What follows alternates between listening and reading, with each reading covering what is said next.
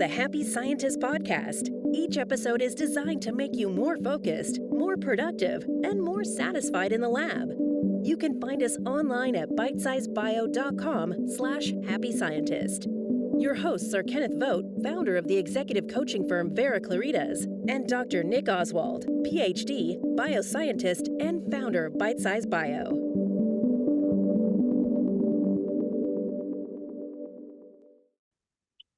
Welcome to a special episode of The Happy Scientist. Today we're going to be interviewing author and scientist Tara Nylese, and she's got an interesting story and some interesting activities going on right now. So I'm looking forward to talking to Tara. So first off, let me give the recorded version of Tara's background and history, and then she can add in whatever she would like to add on. So Tara Nylese is a career-long scientist, so don't forget that. This is going to matter as we talk. She is passionate about mental and emotional well-being at work and is certified in applied positive psychology and as a meditation instructor, that is. And she launched her book last year, Mindfulness in Everyday Life, which hit #1 best-selling new release in business, health, and stress on Amazon. She strives to bring mindfulness out of the yoga studio and into everyday life. So to start off, let me first ask you, Tara, is there anything you'd like to add to that bio? Sure. Yeah. And for starters, thank you so much for the opportunity to be here. Super exciting. And I love what you're doing. Happiness and science are two very important things, and even better when they come together. So to add to that, I've been in electron microscopy my entire career. I completely love electron microscopy. And then more recently, about 12 or 13 years ago, I started becoming avid in meditation and mindfulness. And again, really found that the combination of the two strengthens each other. And also, more importantly, when you take the science of mindfulness or the science of meditation, you really see the improved benefit. And I think that really hits the right chord for a lot of people. You know, it's not something that's just out there. Well, now it's science backed, and that gives a lot of people confidence. So I'm happy to talk the happy scientist perspective today. Okay, well, the first thing that comes to mind for me, I love the connection between science and mindfulness, and I love the idea that a scientist got interested in this topic. But why? Why should we focus on happiness and well-being at work? What's the point of all that? Yeah, great question. And the reality is happy people are just more present. When we're happy, we're more focused on the life around us, the world around us, what we're doing, what we're experiencing, how we're feeling. And happiness leads us to be more engaged at work. And that's important because it gets you into the flow. You know, when we love what we're doing, then we're doing it effortlessly and seamlessly and really bringing our best selves and effort to it. And but why do we want to be engaged at work? And that's because the last few years you may have heard of the term quiet quitting, and it's something that we started to see as we came out of the pandemic. And what it means is that people are present at work, their bodies are present at work, but their minds are not there. They're not engaged in what they're doing at work. You know, when you hear the term quiet quitting, it means that your mind escapes where your body is at work. Sure. And people who are in that lack of engagement mode are not having an internal motivation. They might have external motivation. Yeah, I have to, get a paycheck. I've got to do this, but the internal motivation is not there when you're not engaged in what you're doing, when you're not present in what you're doing, and really routing back to happiness. And so one of the studies that I saw when I was writing my book was from Gallup Inc. And they surveyed about 2 million employees across more than 200 organizations. And they found just a wealth of information about the benefits of a highly engaged workforce. And so there are some of them that are maybe obvious and some that are lesser obvious. But the benefits of highly engaged workforce go across the organization. So, for example, you have 41% lower absenteeism in people who are highly engaged, and 59% less turnover of employees in an organization. And that's really important for human resources. Your Mhm. talent turnover isn't there. It means that people are getting deeper in their job. They're not missing work because of some external factors. So really increasing that productivity. And that leads to 17% higher productivity in organizations that have a highly engaged workforce. That's great for factories and people producing items. And that means that there's more stuff getting out there. They're producing what they're meant to do. And people who are delivering higher productivity are delivering more to the organization. That's great for for factories, like I mentioned. Then there's also an increase in customer evaluation or customer ranking of an organization. There's a 10% higher customer happiness with a highly engaged workforce or company. And so that's good for sales service organizations where you're making your customers happier, then you're thriving as an organization. But perhaps the most important aspect is the profitability. So really surprisingly and wonderfully, the benefits of a highly engaged workforce include a 17% greater profitability for the organization. And so everybody wins when you're working with better profitability. The leaders are happy, the shareholders are happy, and people are happier to be there because then the organization itself supports a stronger culture, has more perks, if you will, really leads to less stress. So engagement stems from being present at work, and present is a form of happiness at work. Sure. So let's dial this into scientists. You mentioned factories, you mentioned customer service workers, but how would this apply to scientists? Why would they care about this? Yeah, exactly. So scientists really need to have that creativity, that spark of insight, right? The greatest scientific happenings happen when you have that moment of aha, that spark of ingenuity. And so when you're happy and you're more present, you're actually lowering the brain chatter. You don't have all of these distractions, you don't have all these noise, these external things firing into your brain, distracting you from the real thinking. And so as a scientist, you really want to listen to those whispers of insights, and then you want to gain those aha moments from those small whispers of insights in our mind. And the best way of doing that is by reducing the mental chatter and letting those Hmm. whispers come through loud and clear. Right. So on that topic of our mental life, yeah, let's apply that to mental and emotional health. For a lot of folks, that's like, well, I'd like to get to that, but I have more important things to do. Yeah. But um, but um, it may not be compared to like physical health or exercising or eating well. But how do you relate mental health then to physical health, which is certainly going to impact one's job? Yeah, no, that's an excellent point. Truly, there is the intertwining of mental and physical health together. So there's tons of scientific evidence, and a lot of what I'll talk about today is backed by science. Pretty much everything that I'll talk about is backed by science because I'm always gathering scientific papers and talks on these topics. So scientific evidence shows us that having a positive mental outlook helps us live longer and healthier lives. This is fantastic. Just having a better outlook helps us live longer and live healthier. And I'll talk about something I read just last week from Dr. Gary Small, who's a cognitive brain expert from the Hackensack Meridian medical system. And he talked about how optimists have fewer emotional and physical difficulties. And when you think about optimism, you say, okay, kind of makes sense. They might have fewer emotional difficulties, but they also have fewer physical difficulties too. And this is like, wow, okay, let's explore this more. Optimists have more energy. Optimists are always looking for ways of making things happen. and optimists have less physical pain.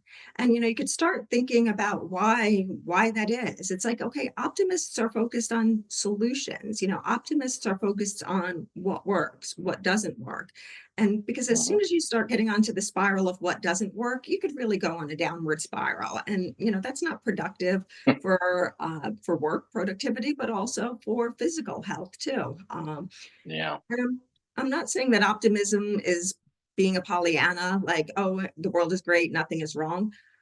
Optimists approach challenges with a recognition that challenges exist. There are Mhm. difficulties there, but Right. optimists approach them like, okay, I see this problem, I'm going to deal with it. I can find a solution and I'm going to get it done. Whereas maybe the opposite mindset is less solutions focused. Yes, we've talked about optimism on the Happy Scientist several times, and yeah, you're spot on with what we've been saying. Yeah. It's just practical. And it's funny. The average optimist, if you ask them, um, "Do you think you're a realist?" Um, Mm. they're like, maybe, maybe not. Yes, a Mhm. pessimist. You bet I'm a realist. I'm Mm. absolutely real. And it's not true. Right. Optimist is much more realistic than a pessimist. Right. Yeah, that's a great distinction and a great point. It is saying like, okay, we need to look at the whole world. We don't need to be just pulled in one direction or the other. But Mhm. I often use the analogy: if your house is on fire, the best thing to say is to start with is my house is on fire. And then what do I do from there? And the Yeah. optimist, again, solutions oriented. Okay, let's get everybody out Mhm. of the house. Let's make sure everyone's safe. Let's call 911. Let's do it. Let's move. Let's go forward. Whereas with an opposite, less solutions focused mindset, you say, oh my God, the house is on fire. The house is on fire. And then you just dwell on the problem. And that's not Yeah, going to and apply you. all the possibilities of how it could go wrong. House is on fire, I'm Yeah. gonna lose all my stuff. The house is on fire, I'm gonna get hurt. The house is on fire, everybody's gonna die. Right. And chances are some of that may not happen, but all of it is highly unlikely to happen. That Yeah. is not the way to operate in life. Yes, yes, yes, exactly. And what I also like about what Dr. Small said was that 10 minutes a day on daily meditation boosts cognitive abilities. And I completely love that. And so this is coming from a cognitive brain expert. It's Mhm. also supplementing what I read back in 2017 in Harvard Business Review. There was an article entitled 10 minutes a day on mindfulness suddenly changes everything. And that was really for me the inspiration for my mindfulness program, or my website, which is 10minutemindfulness.com. And really, it's just that science and business focus of 10 minutes a day on mindfulness changes the way we make decisions, the way that we're increasing productivity. It gives us that buffer to be able to effectively deal with the problems that come up. Yeah, and the notion that I'm so busy, I can't do this. 10 minutes? Really? You can't sacrifice 10 minutes of doom scrolling today? Really? Right. Come on, Yes. you can do this. So Yes. Yeah. this area uh, of interest may not be something that every scientist spends a lot of time in, and they may Mhm. not know what's going on in the wellness industry. So the trends there. What do you what do you see these days about the wellness industry in general, and specifically about mental wellness? Yeah, great, perfect. So back to a little bit of research. So McKinsey and Company is a business reporting company, and they have a report on the future of wellness. It's a survey that shows consumers are taking greater control of their health, and this is great, and it shows over time how things are changing. So they report that consumers are expecting companies to have science-based solutions to be effective in the mental wellness space. So this is really great. It reports that people aren't just blindly accepting wellness services, but they're saying, okay, we need to have it proven to us now. We need to have it backed by science and expertise. And so the report shows that the global wellness market is 1.8 trillion. That's trillion with a T, trillion dollars.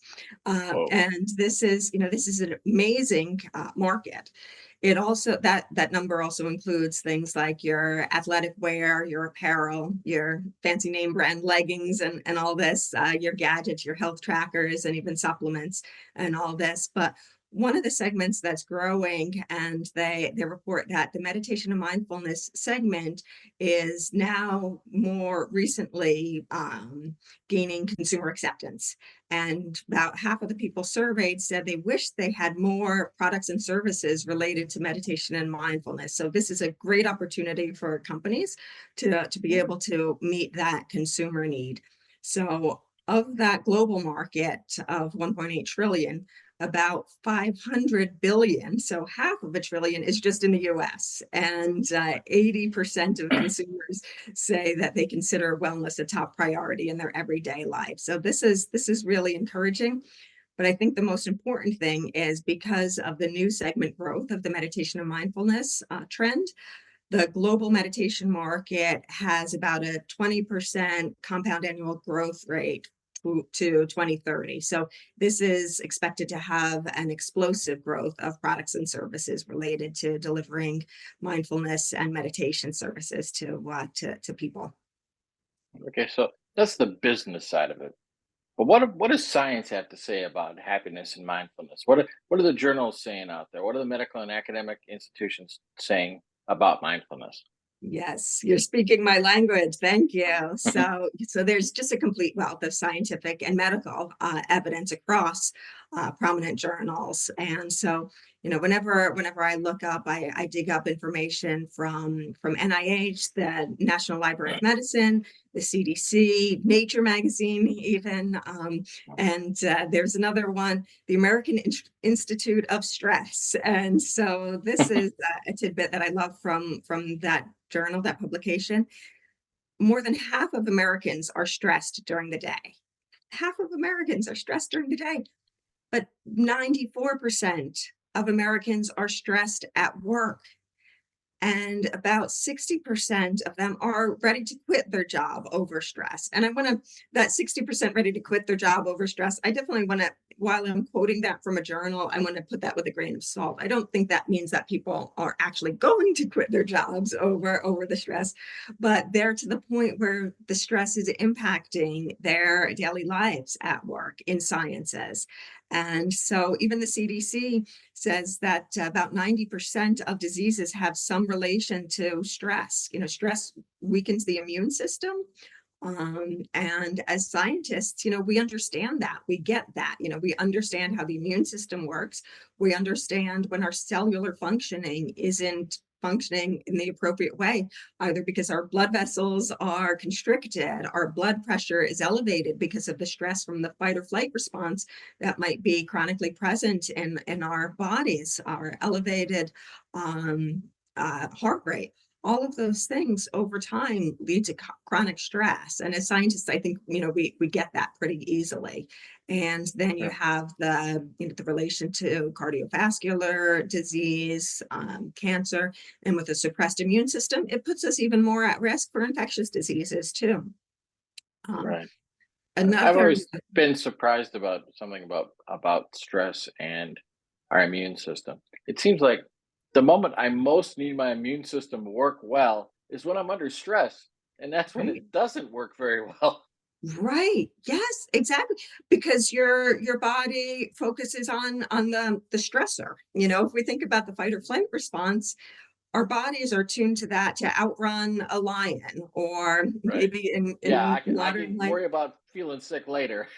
Exactly. Yeah, exactly. You sort of put that on the side. An immune system isn't going to help you outrun a lion, or, if you step off a curb in a crosswalk and there's a truck barreling down on you, like that's when we need that fight or flight response, like quick reaction, yeah. And our immune system isn't important to us when we're about to get hit by a truck, right? So Sure. that helps in that situation. The important part is the stress management side of it. And again, there's Mm. so much science and prominent journals that show us that mindfulness, meditation, stress reduction, stress management are all crucial keys to getting us out of these chronic stress disease states. Right. I'd love to quote a couple if you'd like to hear some. Have at it. All right. So NIH reports that work-related stress is the leading workplace health problem, even more so than obesity. So like this is really, wow, like this is a really big thing. Work-related stress is the leading workplace health problem. Like that's big. And the productivity losses facing us are $225 billion per year, or almost $2,000 per employee. And that's the productivity that I mentioned before about, absenteeism, employee turnover, just not being engaged in what you're doing, your output isn't there. And that's related to stress and the chronic stress that catches up with us over time. So that's the problem. So stress is the problem, and well-being, mental and emotional health, happiness, mindfulness are all part of the solution. And so there was a scientific publication in JAMA last year, and it said that in a randomized clinical trial, an 8-week mindfulness-based stress reduction program was non-inferior to a common anti-anxiety medication. And sort of in more lay people speak, what does that mean? It means practicing mindfulness over time is going to be just as effective at controlling one's anxiety as a pill, except for without all of the detrimental side effects of a pill. So I appreciated that one from the medical journal. And again, Right. as scientists loving quoting all of these, you could just look up and see NIH works showing improved focus, concentration, better relationships, more self-awareness, emotional regulation, sleep, and so on. And the list goes on and on. Right. So, speaking to the audience, at the top of this conversation, I pointed out to you that Tara Nylese is a scientist, and since then you didn't have to believe me. You've heard her just list off how a scientist would see this and the studies that she's looked at, and it does bring to mind the question. These are studies that may be new to all of you. Why, Tara, did you get attracted to mindfulness and go looking for all this stuff? Right. Yeah. Yeah. Thank you for asking the personal question. And it's something that I do feel strongly about. As I mentioned, I've been a scientist my whole career. I fell in love with electron microscopy when I was in my teens. I saw an image in my biology high school textbook, and I was like, wow, I have to do this. So I completely love that. And, my passion was there.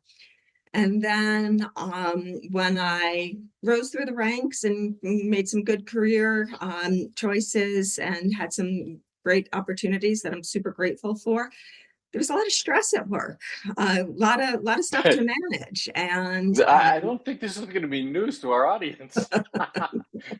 no, yeah, we all it's there for all of us. Balancing the demands of a home life, career life, and family life are all tough stuff. And for me, I was actually really proud of being a multitasker at one point in time, and I really was convinced that this was the best way to be. And I'm maybe I going to was send you a study on multitasking. I, I believe you. Yes, I would love to see the study to add to my list of evidence backed that it's not great. But at the time, I It's thought it more was. than not great. It fails across the board. Right. Yes, true. Better said than I. Right. But at the time, I was proud of being a multitasker. Like I thought, like this is what I Hmm. had to do. I was really tying in my self-worth to what I was doing. I was equating, the quality of my person to the stuff that I did. And what I eventually came to realize, I was lacking the depth. It just wasn't there for me. And so one day I went to a meditation class in a community library and local library, and I was like, wow, this is really okay. There's something here. And then I ended up exploring it more. Got a great opportunity to see the Dalai Lama, which was amazing, and then Oh my. traveled around the world and got to experience other cultures where Buddhism was prominent.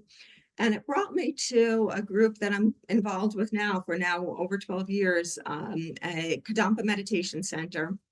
They're based in the UK, but they're all over here in the US as well. And I would go to the New York one, which was in Manhattan, in New York City, in Chelsea, and just a lot of professional people coming to this meditation center. I would go to the Thursday evening class at 7 p.m., and you have men from Wall Street in suits coming into meditation class, and it's like, okay, this is meditation for the real life, like for the real, this is for what we deal with in our careers, our professional life. And it really clicked with me. And I started feeling the effectiveness. And that was the key. It was like, okay, like this is not something that's touchy-feely. This is not something that's out there. It actually works. I felt the benefit of it. And for me, that was really scientific, because as a scientist who experiments, that's what we do. We say, if this works, if you see the benefit of the effectiveness, then do more of it. If it doesn't work, then tweak it, and maybe it works better or differently. And once I really found that worked, then I stuck with it. And I even remember going to retreats where we talk about like what we do for a living. And I remember once saying that I'm a scientist, and somebody said, "Wow, that's weird." So, Well, I was thinking about it from the other standpoint. Granted, you saw a variety of people that are professional and successful at retreats and at classes. But when you went back to your job, when you went back to the lab, didn't those people think you were a little odd? yeah, that was always a big one. I had a good friend that encouraged me to keep up with it, which I forever appreciate, and for that, that support. But yeah, it wasn't something that I talked about a lot 10 years ago. I would go to work and I would go to meditation class, and really had this sort of dichotomy of approach between the lab and to my outside hours. But when I traveled in Asia, Thailand, Malaysia, Buddhism is really a way of life there. So that started Mhm. giving me a little bit more confidence that, okay, this might be weird in the US, but it's not weird in other places of the world. And for the big one for me was writing my book. I kept it to myself when I was writing it, and But then at I got some to the point, you're going point. to have to let the world know about that.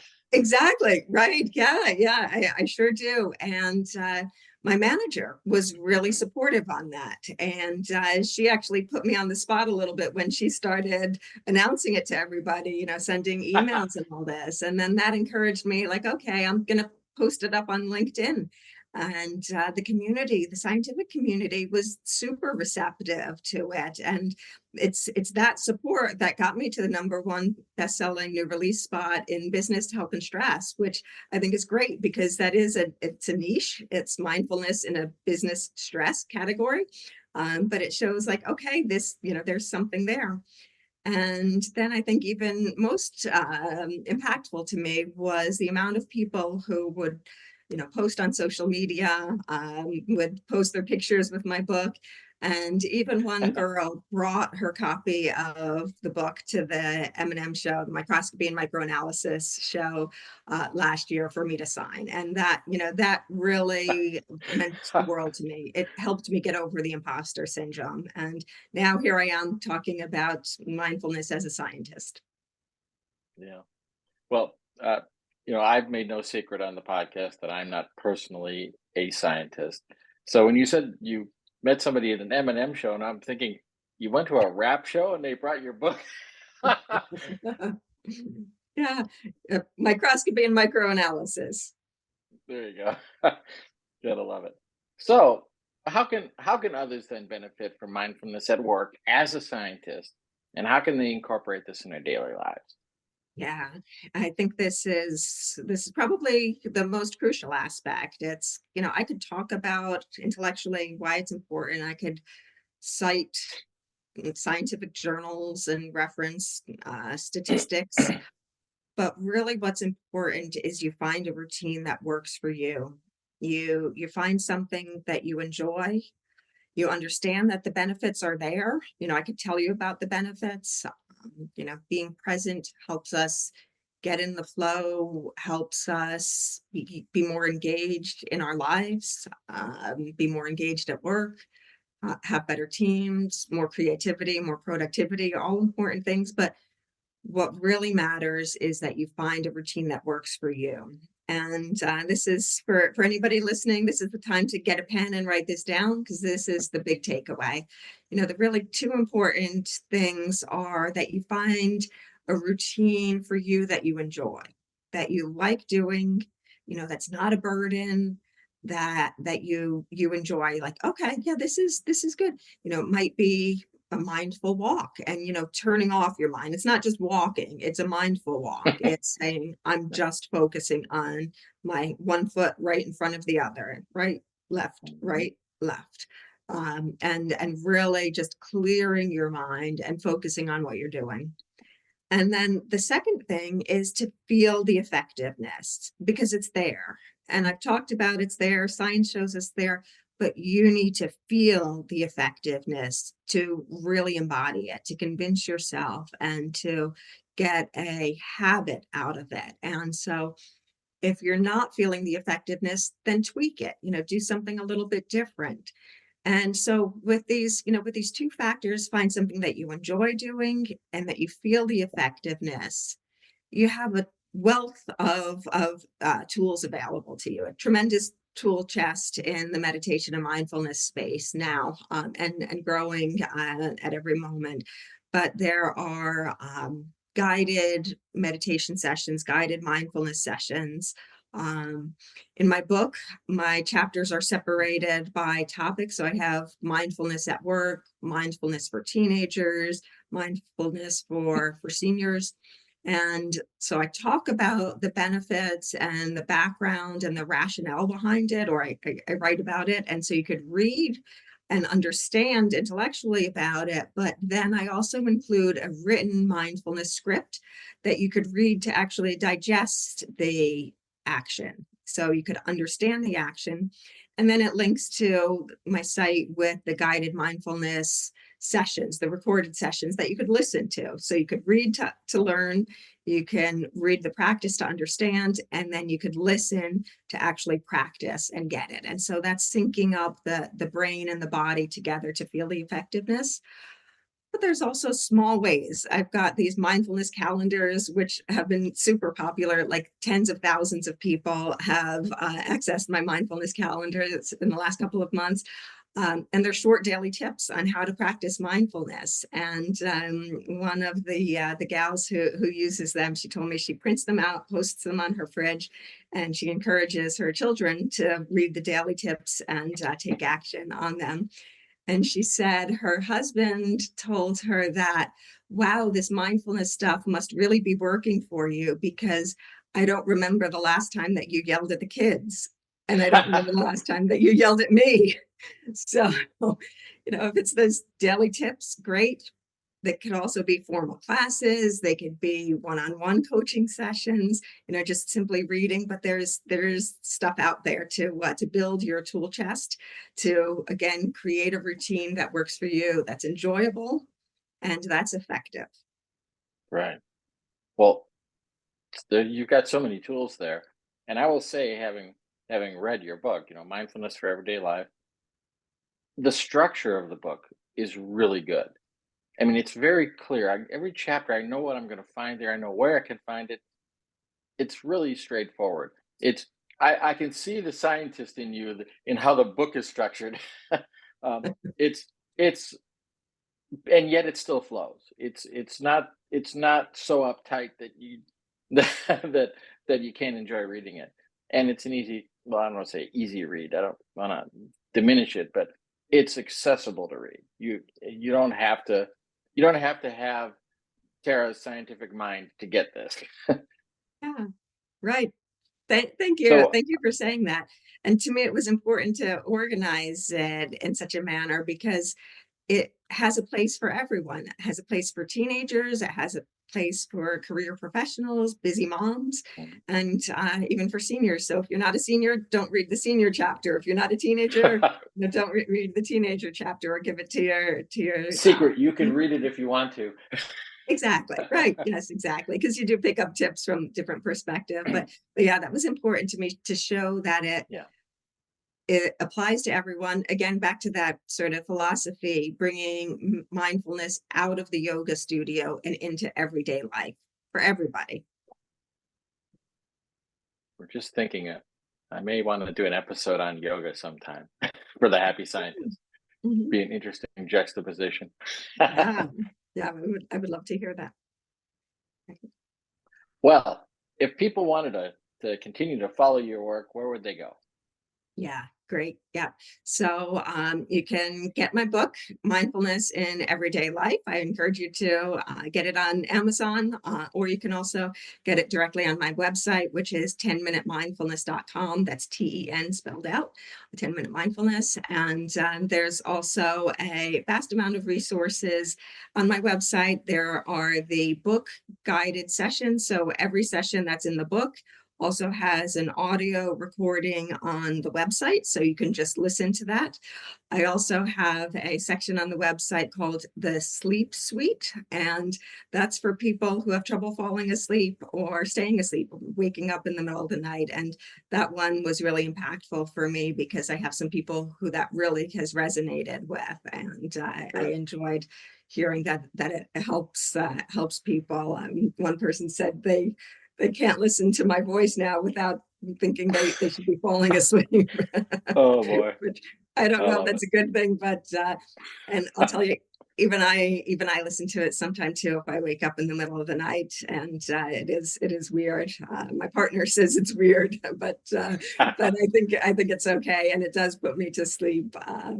And so, but I also I've created guided sessions for one woman recently was saying that she needs a little help with her motivation to get going, to get inspired during the day. So I have a guided audio session on motivation and getting your day started with some energy and dedication and focus. So really, I can create any of these audios for anybody who has a specific need as well. So there's stuff out there, or there's even customizable options. Wow. Well, there's the full gamut. I am so glad that my co-host here, Dr. Nick Oswald from Bitesize Bio, put the two of us together because I feel we have a kindred spirit. So I do I too. I want to help scientists. Obviously, you want to help scientists. It's great. Yes, yes, I certainly do. And get over that imposter syndrome. You can be a scientist and a meditation practitioner, and you could even do it at work. Gotta love it. All right. Well, is there anything you wanna cap this off with?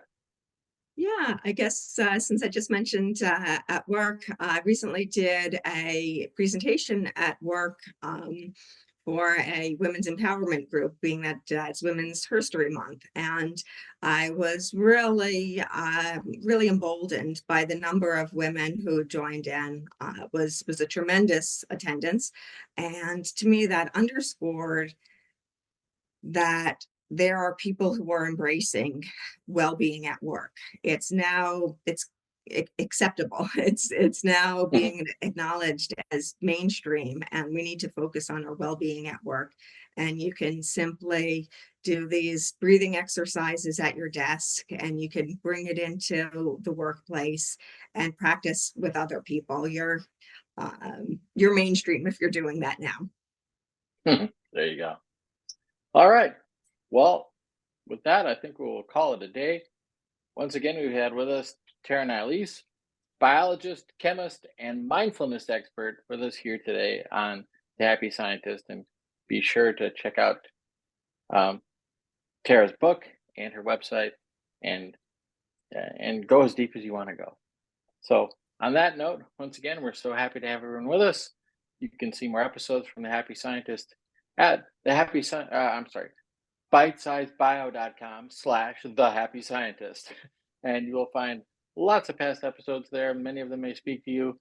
Some things that we talked about today, there's whole episodes on, say, the imposter syndrome, for instance, or about the multitasking myth. There's a lot of possibilities. So with that note, thank you everyone for listening in, and we'll see you next time on The Happy Scientist. Thank you.